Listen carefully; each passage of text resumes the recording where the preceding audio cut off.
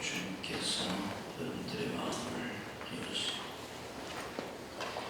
성령께서 말씀을 들을 수 있게 하시고 깨달을 수 있게 하시고 그 말씀이 여러분의 삶을 변화시킬 수 있는 그런 은혜 주시기를 주님의 이름으로 축복합니다. 지금 저는 여러분들에게 우리의 신앙생활에서 가장 중요한 그런 문제들을 설명하고 있습니다. 지난 주일에 제가 기도에 관한 말씀을 드렸는데 우리 신앙생활에서 가장 중요한 게 기도와 말씀입니다. 이 두 가지가 우리 신앙생활의 두 기둥입니다. 기둥이 무너지면 질이 무너지는 것처럼 이 신앙생활에서 이 두 가지 가운데 하나라도 무너지면 신앙이 무너집니다. 지난 주일에 제가 기도가 죽으면 죽는다 하는 말씀을 드릴 때 정말 기도가 죽으면 신앙이 죽고 사역도 죽고 생활도 죽고 신앙생활이 죽습니다. 이 기도가 얼마나 중요한지, 기도가 영혼의 호흡이다. 호흡이 끊어지면 죽지 않습니까? 기도는 신앙의 생명줄이다. 생명줄 끊어지면 죽는 겁니다. 오늘 제가 드리려고 하는 말씀은 말씀에 대한 얘기입니다. 이 기도는 영의 호흡이고 말씀은 영의 양식입니다. 한번 따라서 하십시다. 기도는 영의 호흡이고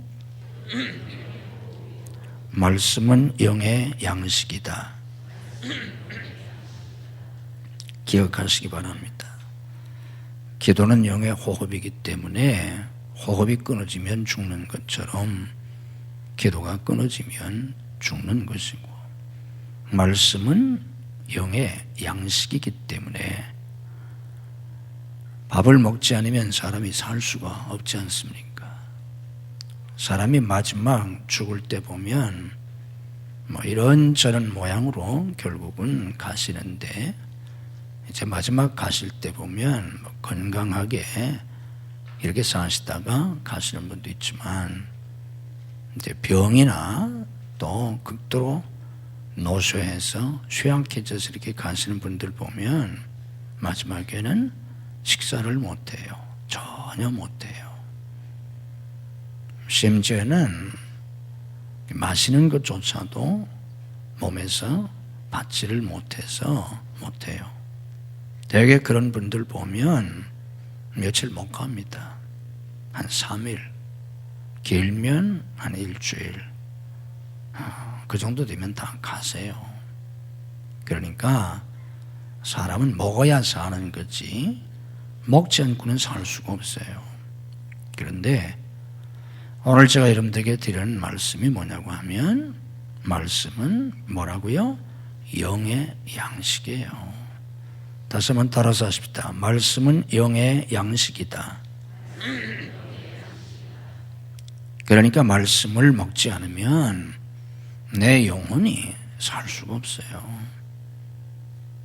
아주 중요한 말씀이니까 여러분들이 잘 듣고 평생 잘 지키시기를 바랍니다. 이 말씀에 대해서 이번 주일하고 다음 주일까지 2시간에 걸쳐서 설교를 하겠습니다.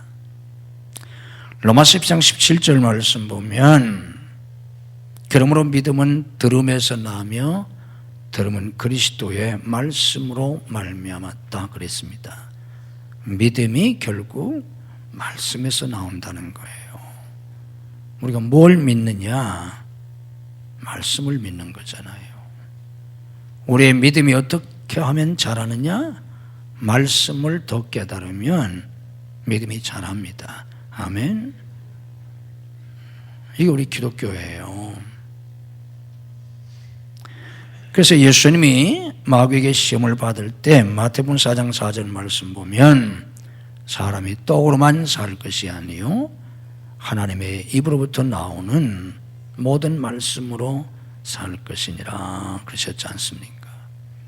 육신은 떡으로 밥으로 살지만 우리의 영혼은 말씀으로 사는 겁니다.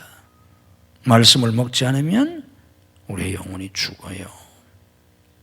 그런데 아모스서 8장 11절 말씀 보면 하나님이 이렇게 말씀하십니다. 보라, 날이 이를지라.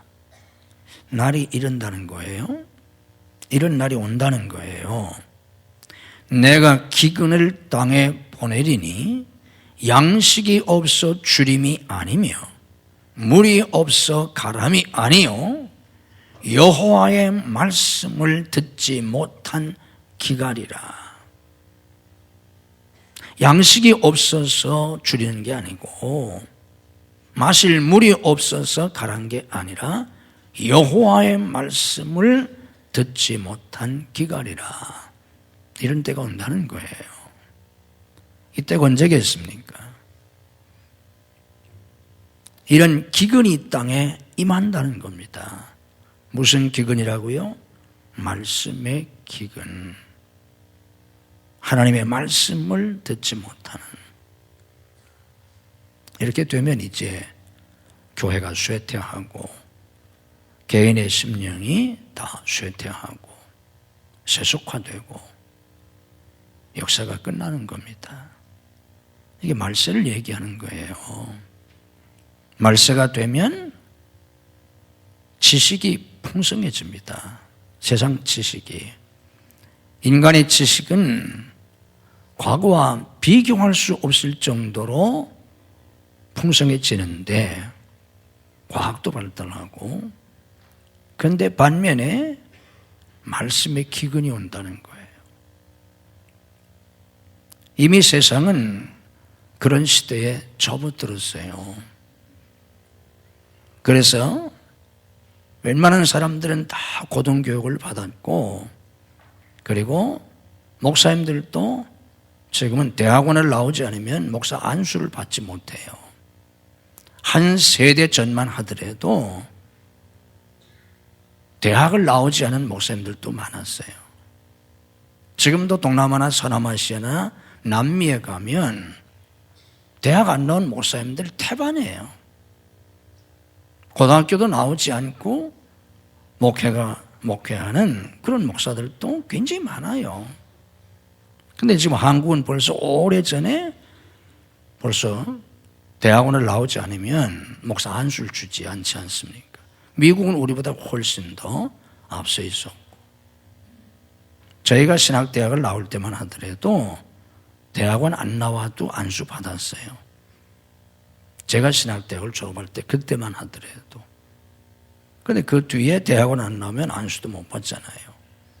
그런데 이렇게 지식은 풍성해졌는데 하나님의 말씀은 오히려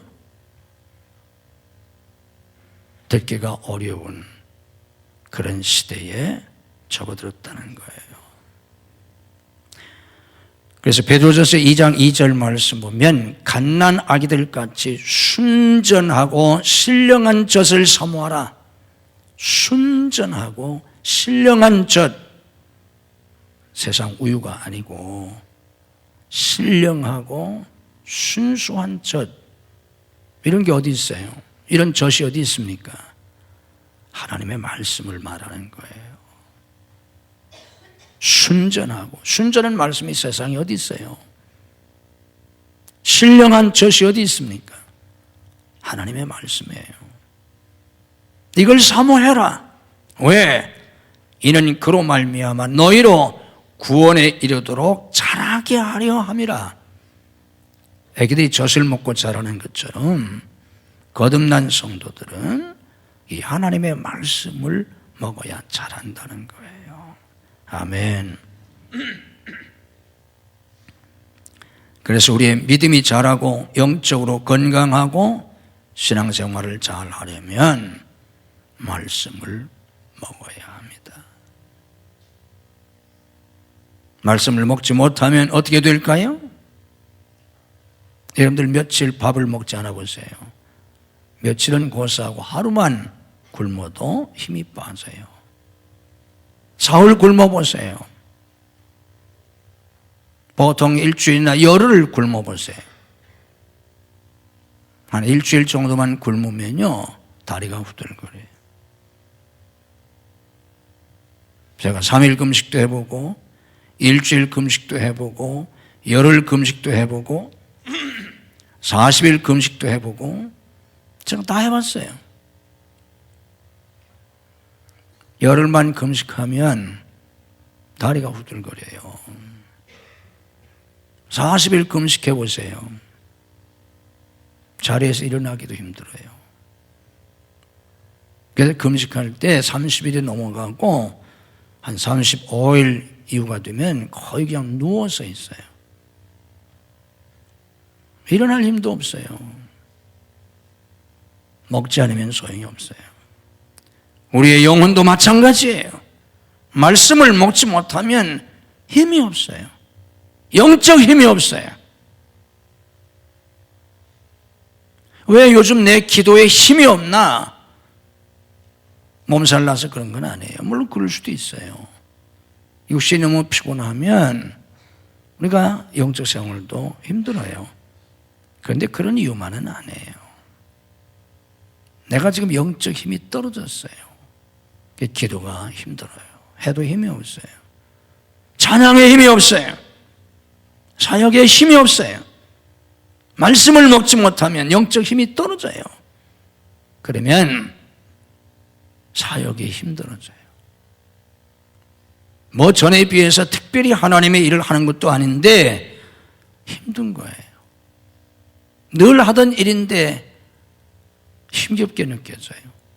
너무 힘들게 느껴져요. 영적 힘이 떨어져서 그래요. 원인을 분석해 보면 말씀을 먹지 못해서 그래요. 그럼 신앙생활을 잘 못합니다. 말씀을 먹지 못하면 어떻게 신앙생활 하나?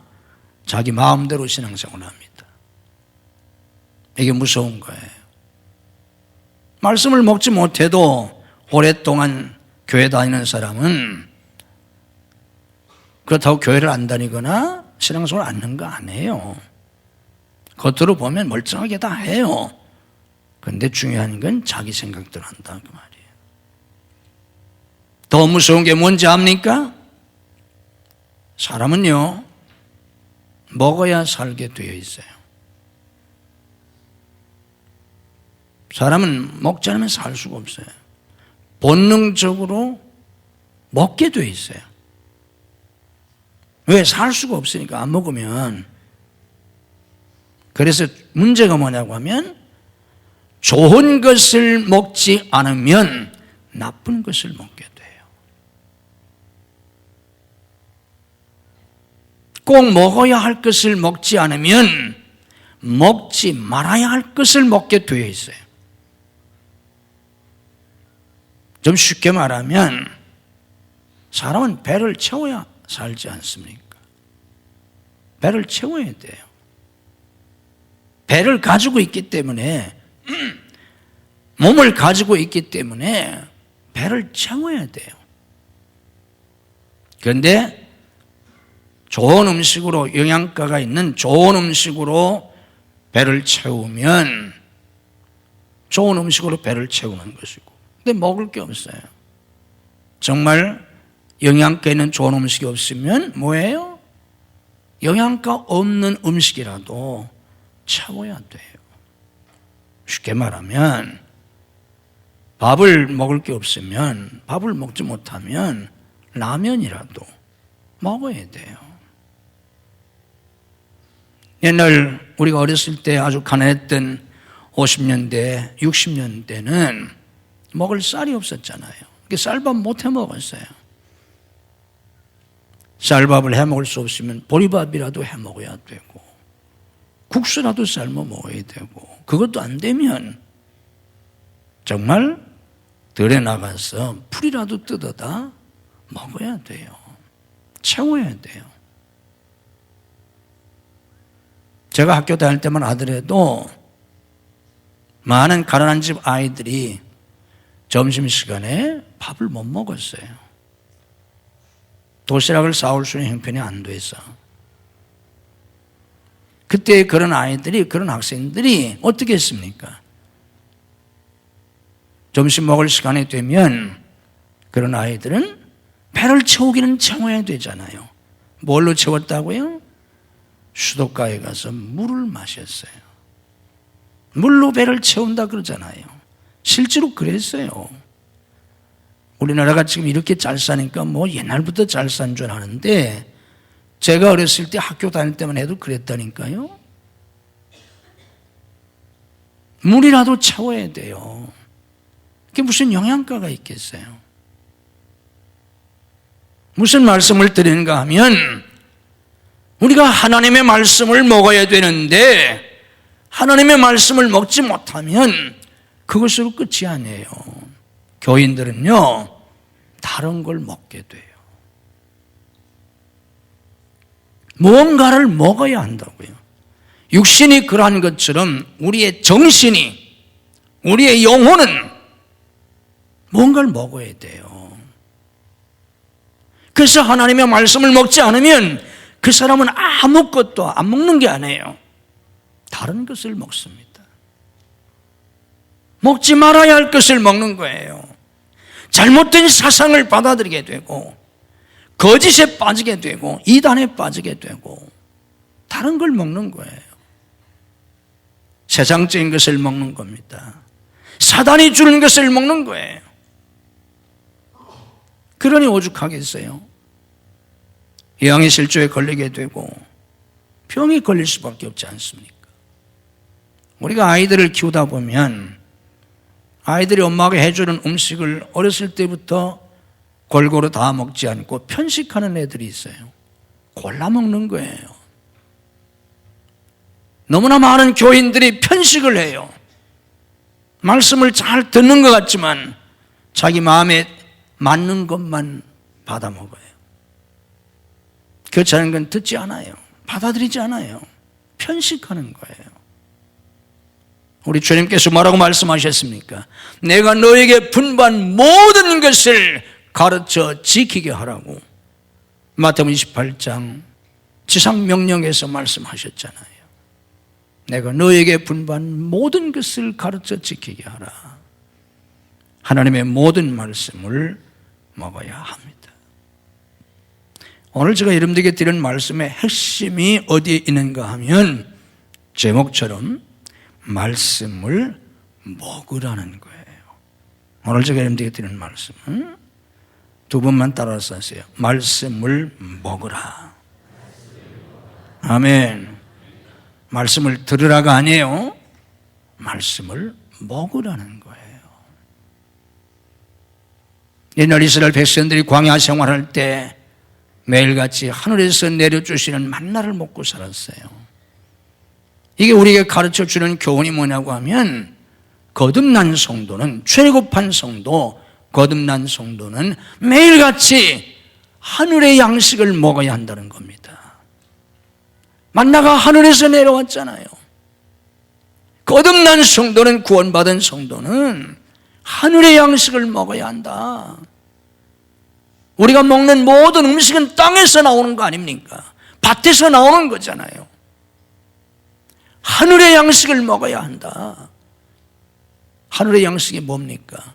하나님의 말씀이잖아요. 매일같이 하나님의 말씀을 먹어야 합니다. 아멘. 다시 한번 따라서 하세요. 말씀을 먹으라. 중요한 게 뭐라고요? 말씀을 먹어라. 여러분들 한번 스스로 생각해 보세요. 여러분들 하나님의 말씀을 먹은 지 얼마나 됐어요? 여러분들에게 식사하신 지 얼마나 됐습니까? 그러면 금방 아침도 먹고 왔어요. 옛날 사람들은 3일 굶었어요. 그런 사람도 있었어요. 그러나 지금 여러분들은 그렇지 않잖아요. 근데 말씀을 언제 잡수셨어요? 내가 말씀을 먹은 적 언제인지. 어떤 사람은 1년이 될 수도 있어요. 6개월이 될 수도 있어요. 지난 1년 동안 말씀을 한 번도 먹지 못한 사람도 있어요. 교회 다닌다고 말씀을 먹나요? 아니에요. 설교 듣는다고 말씀을 먹나요? 아니에요. 의무적으로 성경을 읽으라니까 읽을 수도 있어요. 거기서 하나님 말씀을 먹나요? 못 먹었어요. 제가 속회를 통해서 말씀을 통해서 은혜 받은 거 받아보잖아요. 설교를 통해서, 설교 말씀을 통해서 은혜 받은 말씀, 자기가 집에서 읽으면서 은혜 받은 말씀. 어떤 사람은 계속해서 아무런 보고도 없어요. 어떤 속은 속 전체가 없어요. 특히 남자들이 그래요. 이거 심각한 거예요. 죽은 신앙생활 하는 거예요, 여러분. 이제 와서 제가 어떻게 할 수도 없어요. 40년 전, 50년 전으로 돌아갈 수 있다면 정말 다시 시작하고 싶어요. 그래, 이제는 할 수도 없잖아요, 제가는. 마지막으로 여러분들에게 당부하는 것뿐이에요. 말씀을 먹어야 돼요.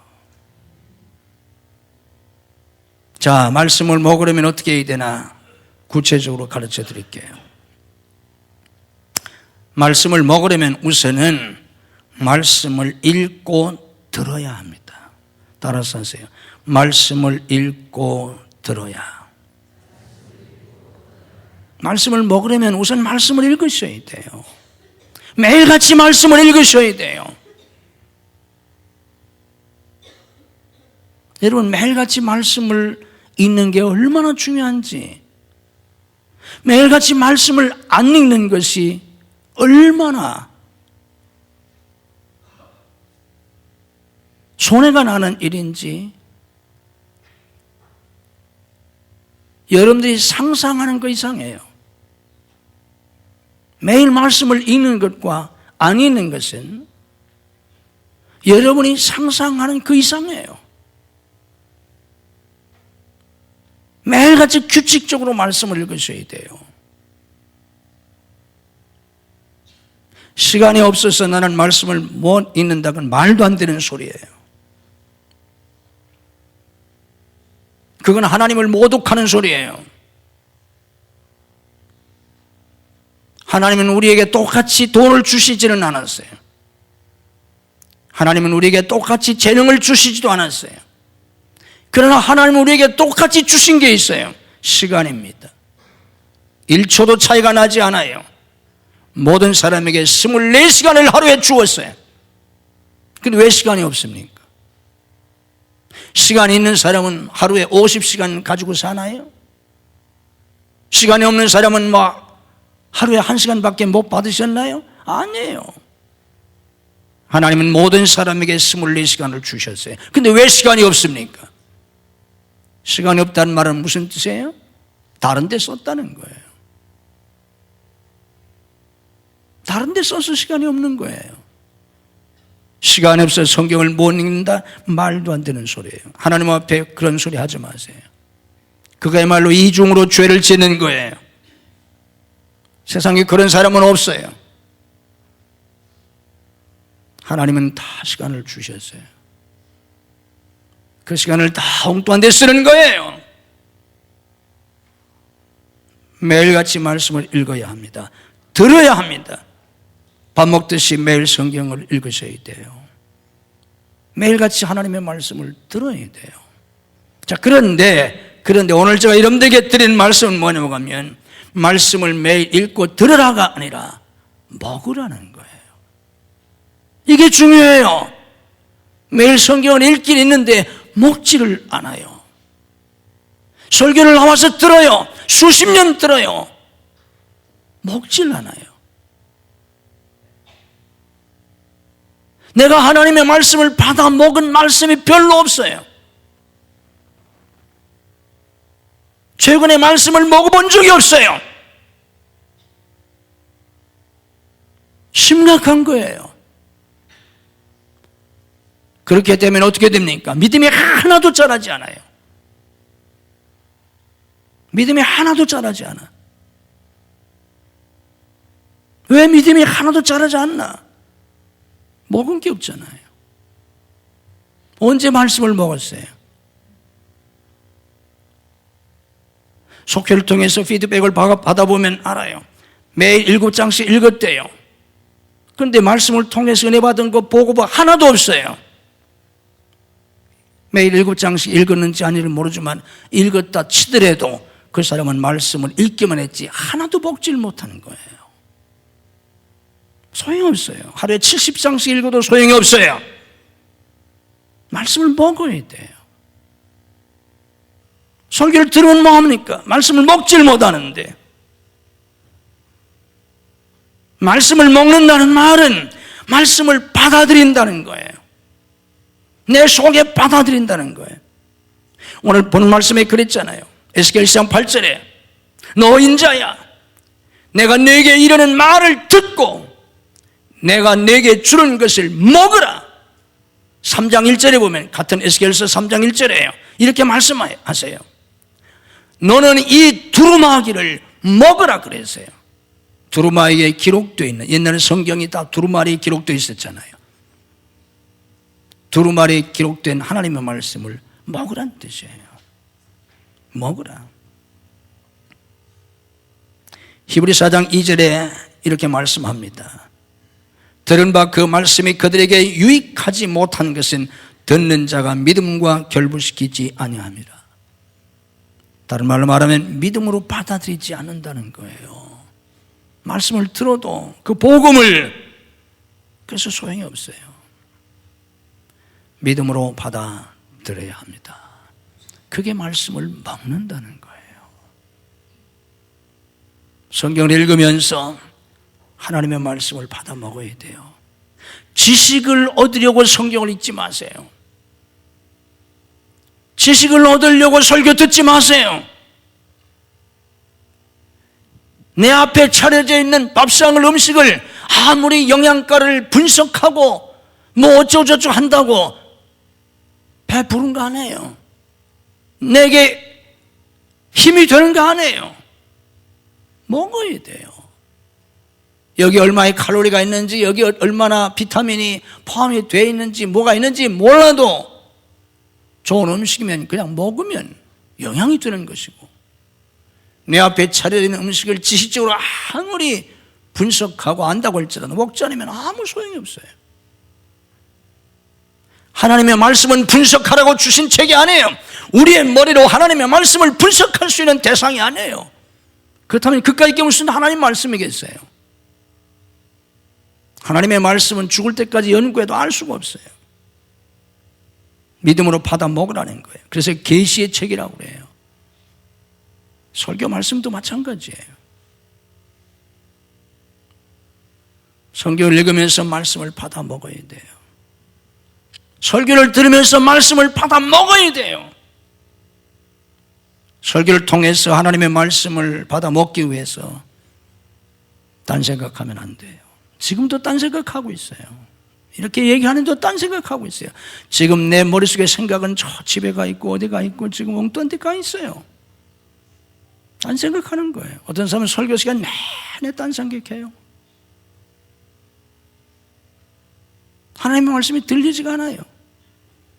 딴 생각하지 말고, 졸지 말고, 눈 감지 말고, 적지도 마세요. 설교 시간 적는 거 아무 소용이 없어요. 지식만 늘어나요. 말씀을 집중해서 들으세요. 그리고 아멘으로 받아 먹어야 돼요.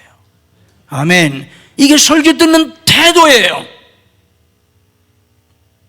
그래서 유대인들은 회당에 들어갈 때 모든 필기 도구, 모든 녹음, 사진 찍을 수 있는 거 이런 거 다 뺏어요. 유대인들이 얼마나 철저합니까? 예수님을 안 믿어서 그렇지. 그들이 예수님만 일찍이 믿었으면 세상을 그들이 변화시켰을 거예요. 예수를 안 믿고 하나님만 믿어서 그렇지. 유대인들은 지금도 철저하게 그렇게 하나님께 예배를 드려요.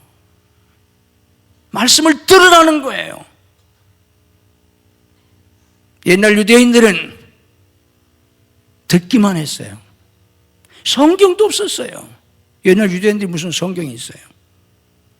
성경은 회당에 가야만 있었어요. 두루마리 성경, 양가죽에 쓰여있는 그 성경, 보물 중에 보물이 어디 집에 있어요? 그런 성경이 회당에나 가야 있어요. 그러니까 일반 사람들은 그걸 들었어요. 듣고 가서 부모는 자식에게 전해주고 들은 거예요. 하나님의 말씀을 들으셔야 합니다.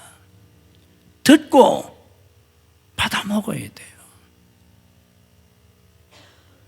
자, 하나님의 말씀을 어떻게 해야 먹을 수 있나? 하나님의 말씀을 먹는 세 가지 내용을 여러분들에게 설명해 드리겠습니다. 잘 깨닫고 평생 그렇게 하셔야 돼요. 말씀 먹자면 다 소용없어요. 교회 백날 다녀보세요. 목사 되고세요. 지옥 갑니다. 목사도 지옥 가는데 뭐 누가 안 가겠어요? 목사는 지옥 안 갈 줄 알아요? 가보세요. 지옥에 간 목사 많지.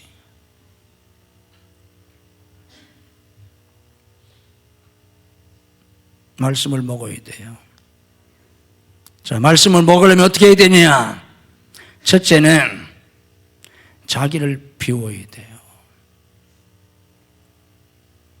자기를 비워야 말씀을 먹을 수 있어요. 예수님이 말씀에 대한 비유를 하신 게 씨앗의 비유인데 그거 잘 알잖아요. 길가에 떨어졌어요. 씨가 새들이 와서 주워 먹었어요. 마귀가 말씀을 빼앗아 버렸어요. 마귀는 성도들이 하나님의 말씀을 받아먹지 못하도록 말씀을 빼앗아가요. 마귀가 예수님 말씀이잖아요.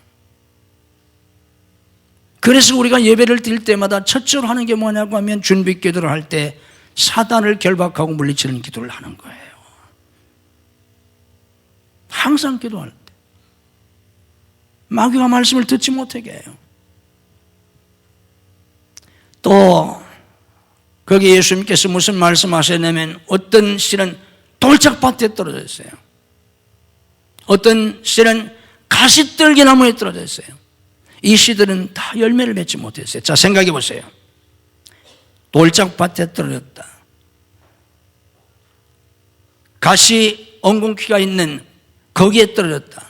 열매를 못 맞았어요. 이거 다 마음을 가리키는데 뭐예요? 뭐가 어쨌다는 거예요? 왜 열매를 못 맺는다는 거예요? 돌짝밭, 응? 가시떨기밭 뭐예요? 거기에 뭐가 있다는 거예요. 돌이 있다는 거예요. 거기에 가시 엉겅퀴가 있다는 거예요. 그래서 열매를 못 맺어요. 무슨 얘기예요? 왜 우리가 하나님의 말씀을 읽거나 들어도 왜 그걸 받아먹지 못하냐? 뭐예요? 뭐가 있다는 거예요. 속에 뭐가 있다는 거예요. 내 속에 뭐가 있다는 거예요. 돌짝밭과 같은 그런 돌덩이 같은 게 있다는 거예요. 내 속에 가시엉겅퀴와 같은 그런 게 내 속에 있다는 거예요. 그게 뭐예요? 자기 생각, 세상 지식, 편견, 고정관념 이런 것들이 내 속에 있기 때문에 말로는 하나님의 말씀이라고 성경을 읽으면서 말로는 하나님의 말씀을 듣는다고 설교를 들으면서 안 받아들이는 거예요. 여러분, 성경이 진짜 하나님의 말씀입니까? 그럼 어떻게 그걸 안 받아들이겠어요? 내가 이해가 되든 이해가 안 되든 내 생각하고 맞든 안 맞든 말도 안 되는 소리든 받아들여야 되잖아요. 진짜 하나님 말씀이면 설교도 마찬가지고요. 근데 내 속에 돌짝밭 같아요. 가시떨기 같아요. 뭐가 잔뜩 있어요. 말씀을 받아들이질 못해요. 어떤 사람은 말씀을 평생 머릿속에 지식으로 정보로만 저장해 놓을 뿐 하나도 마음에 받아들이질 않아요. 그래서 알고 보면 믿는 게 없어요. 다 자기 생각일 뿐이지. 막연히 하나님을 그냥 믿는 것뿐이에요. 말씀 믿는 게 하나도 없어요. 다음 주일에 제가 말씀을 더 드릴 텐데, 내 속에 있는 이런 것들을 다 비우셔야 합니다. 다 비우고 하나님 말씀을 받아 먹어야 돼요. 아멘. 이렇게 되시기를 주님의 이름으로 축복합니다. 이게 하나님의 은혜예요. 은혜 중에 은혜예요. 이 은혜를 받지 못하면 평생 교회 다녀도 소용없어요. 하나님의 말씀도 지식 중에 하나일 뿐인데 내가 알고 있는 그런 여러 가지 지식 중에 하나일 뿐이에요. 절대 진리가 되지를 못해요. 내가 받아들이질 않아요. 먹질 않아요. 그러면 평생 엉터리로 신앙생활을 하게 됩니다. 말씀을 먹으려면 첫째 자기를 비워야 돼요. 두 번째는 건강해야 합니다. 누가 밥을 잘 먹습니까? 건강한 사람이 잘 먹어요. 감기라도 걸려보세요. 몸살이라도 나보세요. 밥맛이 떨어지고 잘 못 먹어요. 죽을 병에 걸려보세요. 죽도 못 먹어요. 죽을 병이 뭔지 아세요? 죽도 못 먹는 게 죽을 병이에요. 죽도 못 먹는데 죽지 별 수 있겠어요? 이게 인간이에요. 이게 목숨이고. 내가 왜 하나님의 말씀을 먹지 못하나? 건강하지 못해서 그래요. 영적으로 건강하지 않다 그 말이에요. 영적으로 건강하지 않은 이유가 뭐겠어요? 병이 났어요. 시험에 들었어요. 여러분들 영적으로 병이 나보세요. 말씀 읽지도 못하게도 읽어도 하나도 들어오지 않아요. 설교가 하나도 들어오질 않아요. 그전엔 설교 말씀 듣고 눈물을 흘리고 감동을 받고 위를 얻고 힘을 얻고 그랬는데 어느 날부터인가 말씀이 하나도 들어오질 않아요. 왜 그럴까요? 병이 났어요. 신앙에 병이 났어요. 시험에 들었어요. 말씀을 먹지 못합니다. 우리가 살다 보면 몸살이 날 수도 있고 감기에 걸릴 수도 있는 것처럼 신앙생활을 하다 보면 신앙에 병이 날 수도 있어요. 사람인데 어찌 그런 게 없을 수 있겠어요? 시험에 들 수도 있어요. 그때 빨리 치유하셔야 합니다. 감기나 몸살이 왔을 때 초기에 빨리 약 몇 번 먹으면 낫잖아요. 내버려두면 큰 병이 되잖아요. 신앙에 병이 났을 때, 시험에 들었을 때 빨리 치유하셔야 돼요. 누구 위해서? 내가 살기 위해서. 여러분들 설교를 왜 듣습니까? 목사 조라고 설교 듣습니까? 내가 살기 위해서 설교 말씀을 듣는 겁니다. 성경 말씀을 왜 먹습니까 이거? 출판사 조라고 성경 말씀 내가 먹는 거예요? 아니잖아요. 내가 살기 위해서. 여러분들 밥을 왜 먹습니까? 내가 살려고 하는 거잖아요. 내가 살기 위해서 말씀을 먹어야 합니다.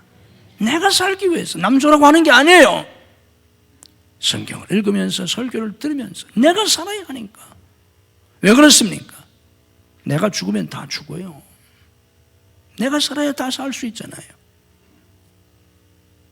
여러분들이 건강관리를 잘 하셔야 하는 것처럼 영적 건강관리를 잘 하셔서 여러분들 한평생 말씀이 꿀숭이처럼, 식욕이 왕성한 사람은 밥이 꿀 같다고 하잖아요. 옛날 시골 분들이 그랬어요. 병이 나고 노인이 되고 그러면 음식이 쇠퇴 같다고 쓰다는 거예요. 건강한 사람은 음식이 달아요. 죽을 때가 되면 노인이 되고 병이 나면 음식이 써요. 입안이 쓰다 그러잖아요. 하나님의 말씀이 꿀송이보다 더 달다고 했잖아요. 이런 하나님의 은혜가 여러분들에게 주어지시기를 주님의 이름으로 축복합니다. 마지막 세 번째 중요한 게 있어요. 이게 아주 중요해요. 말씀을 먹는 데 있어서 아주 중요한 게 뭐냐고 하면 책임질해야 돼요. 따라서 하십시다. 책임질하라. 말씀을 책임질해야 돼요. 이게 아주 중요합니다. 한국 교인들이 잘 못하는 게 이거예요.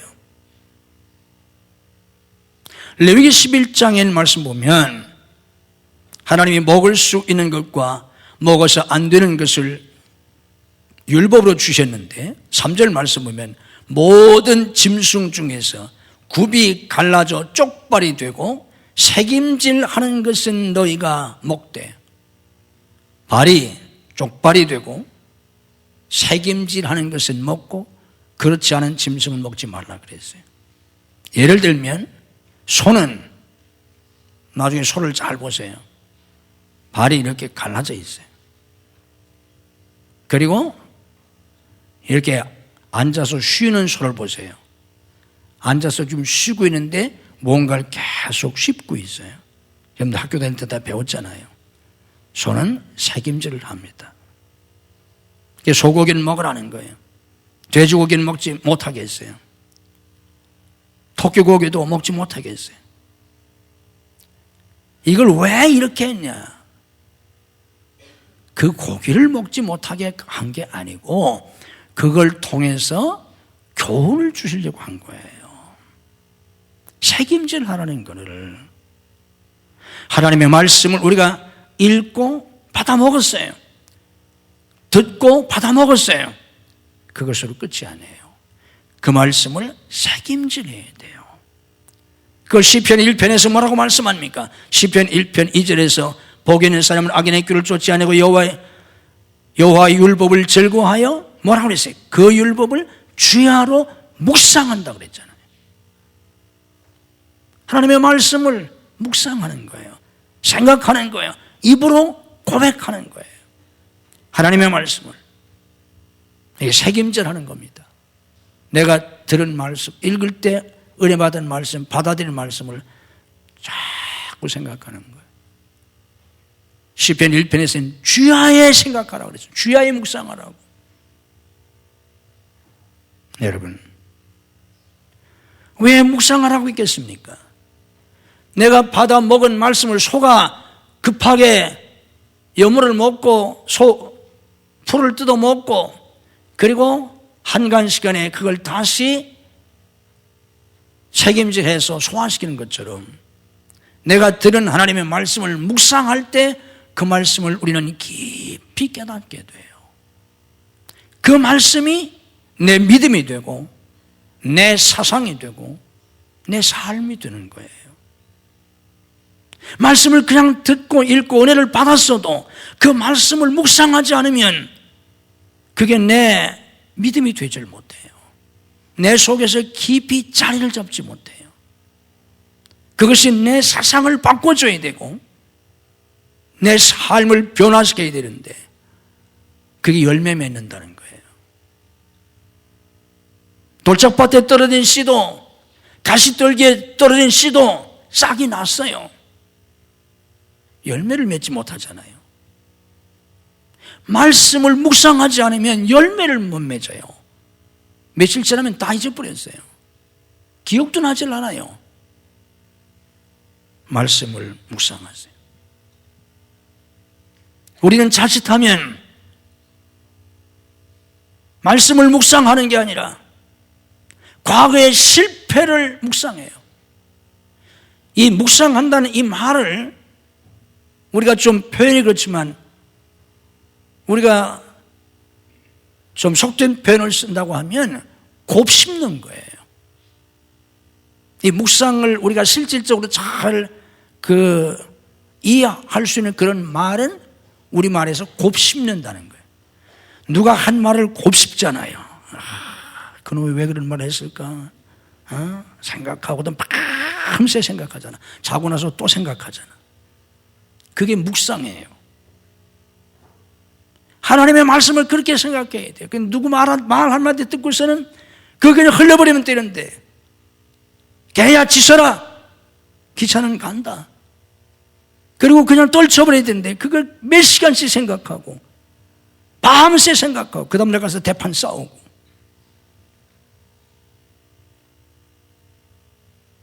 그런 걸 묵상하잖아요. 지난날 실패를 묵상해요. 그때 내가 왜 그랬나요? 바보 같은 놈. 내가 왜 그랬나? 엎질러진 물 가지고 울지 마세요. 소용없어요. 그걸 자꾸 묵상하잖아요. 어떤 사람은 몇십 년 전 거, 그거 몇십 년 전 사건인데 그걸 계속 묵상해요. 그걸 계속 생각해요.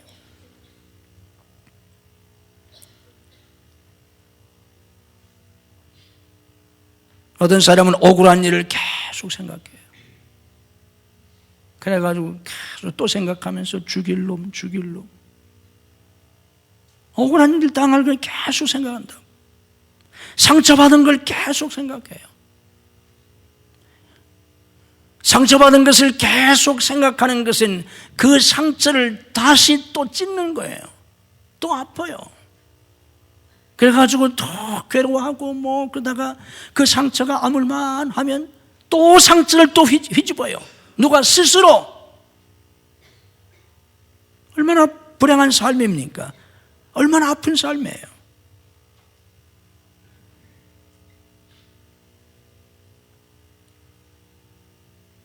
이런 것들을 묵상하지 말고 하나님의 말씀을 묵상하라는 거예요. 아멘? 이런 거 쓸데없는 거 하지 말고 쓸데없이 걱정하고 밤새 걱정하잖아. 걱정한다고 뭐가 돼요? 이런 걸 이런 걸 곱씹지 말고 하나님의 말씀을 새김질하라. 하나님의 말씀을 묵상하라. 아멘. 그러면 심령이 달라져요. 심령이 달라지면 내 삶이 바뀌는 거예요. 책임질 하셔야 됩니다. 우리 감리교회에 관음교회인 되셨는데 김선도 목사님은 평생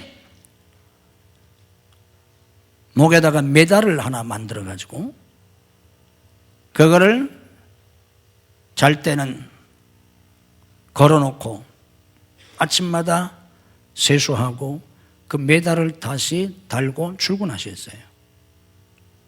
그 메달에 성경 구절이 하나 새겨져 있었어요. 그래서 메달을 아침마다 이렇게 다시 목에 걸면서 그 구절을 몇 번씩 다시 외우고 묵상했다고 합니다. 평생을 그분이. 여러분들도 좋은 건 우리가 따라서 해도 좋은 거니까 하고 싶은 마음 해보세요.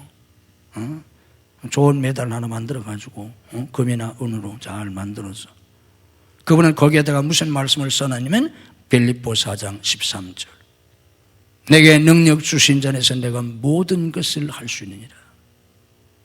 그분은 매일 아침 이 말씀을, 이 목걸이를 다시 목에 걸면서 그 말씀을 보고 외우고 몇 번씩 묵상했다는 거예요. 그래서 그래도 교회를 그렇게 감리교회에서, 그 교회가 한때는 세계 감리교회에서 제일 큰 교회였어요. 저 잠실이 뭐예요? 강남교회 뽕나무밭이잖아요. 배밭이잖아요, 거기가. 그 광림교회에 있던 거기가 배밭이었거든, 전에. 그 예배당 턱이 배밭입니다, 그게. 상상이 안 가죠. 배 알죠? 배, 사과, 배밭이었다니까, 그게. 거기다가 광림교회를 지어가지고 그런 교회를 했잖아요. 그분은 평생 그 말씀을 아침마다 묵상했다는 거예요. 미국 휴스턴 제일 감리교회 찰스 알렌 목사님이 계신데 어느 날 이 목사님에게 큰 회사 사장이 찾아왔어요. 이 사장이 어떤 사람인가 하면 말단 사원으로 그 회사에 들어가서 열심히 했어요. 그리고 아주 머리가 좋고 능력이 있어요. 그래서 마침내 그 회사의 사장이 되었어요. 큰 회사에 말단 직원으로 들어갔다가 사장이 되었으니 얼마나 성공한 겁니까? 큰 성공을 거뒀잖아요. 그런데 문제는 뭐냐면 행복하지가 않았어요. 마음이 편안하지가 않았어요. 경쟁 회사와 끊임없이 경쟁을 하면서 긴장하고 경쟁 회사가 조금이라도 실적이 높아지면 불안하고 초조하고 그러다 결국 병에 걸립니다. 그 병 나지 않겠어요? 병이 나서 뭐 돈이 많으니까 그때는 이미 유명한 주치의한테 치료를 받는데 주치의가 아무리 치료해도 낫지 않아요. 그래서 이 주치의가 치료하다가 포기하고 이 알렌 목사님을 소개합니다. 가서 그 목사님한테 찾아가서 상담 좀 하고 기도받으라고. 우리 그래서 이 알렌 목사님한테 왔어요. 이 사장하고 오랜 시간 대화를 나누었습니다. 대화를 나눠보니까 이 사장이 어디서 문제가 생기는지를 알 수 있어요. 알렌 목사님이 그에게 일주일치 약을 지어줬습니다. 그러면서 당부합니다. 이 약을 하루에 5번씩, 한 봉지씩 하루에 5번 잡수세요. 아침에 일어나서 한 번, 아침 먹고 나서 한 번, 점심 먹고 나서 한 번, 저녁 먹고 나서 한 번, 자기 전에 한 번, 5번씩 잡수세요. 한꺼번에 많이 먹어도 안 되고 건너뛰어도 안 되고 쉬었다 먹어도 안 되고 일주일 동안 매일 5번씩 꼬박꼬박 이 약을 잡수세요. 이 목사님이 일주일치 약을 지어줬어요. 집에 돌아가서 이 사장이 약을 먹으려고 약봉지를 열어보니까 성경 구절이 있었어요. 시편 23편이 적혀 있었습니다. 그래서 사장이 이걸 먹으라고 했으니까 이걸 어떻게 먹습니까? 불에 태워서 물에 타서 먹습니까? 미국 사람이니까 기독교 국가니까 그런 정도는 알잖아요. 이 사장이 무릎을 꿇고 이 시편 23편 이 말씀을 약을 먹듯이 이 말씀을 읽습니다. 그리고 이 말씀의 의미를 생각하면서 묵상합니다. 약 한 점 먹었어요.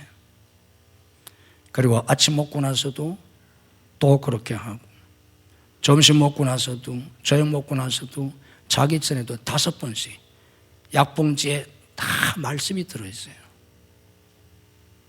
그래서 우리가 약을 먹듯이 봉지를 열어서 그 속에 있는 말씀을 그렇게 먹은 거예요. 하루에 5번씩.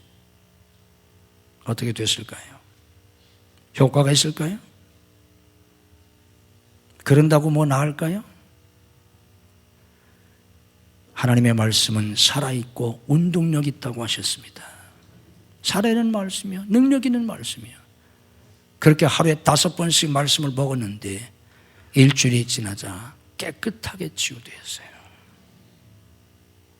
이게 말씀의 생명력이에요. 말씀을 잡수세요. 매일같이 영의 양식으로 평생 말씀을 잡수실 수 있기를 주님의 이름으로 축복합니다.